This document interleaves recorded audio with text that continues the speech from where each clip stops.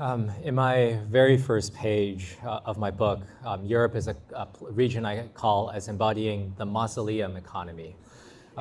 Really beautiful museums, feels kind of dead to me.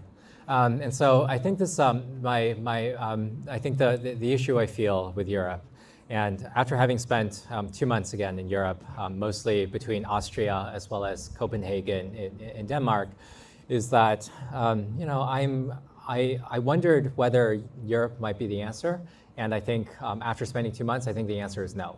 I think the issues with Europe is that they really are super sniffy about embracing Silicon Valley practices. They still view themselves as being so much superior in all sorts of ways to Americans.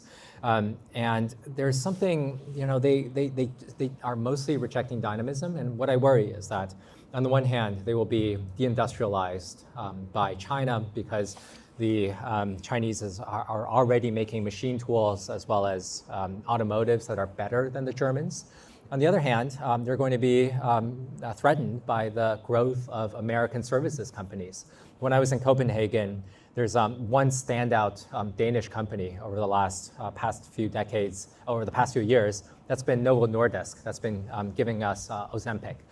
That's been an amazing thing, but Novo Nordisk hasn't done very well. When I was in Copenhagen, Novo Nordisk's share price fell by about 30%, in part because of competition from America's Eli Lilly. They fired the CEO, and the whole town was down for quite a while.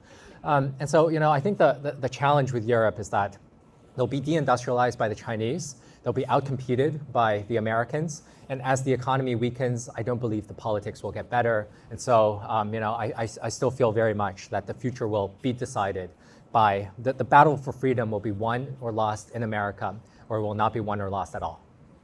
Thank you very much.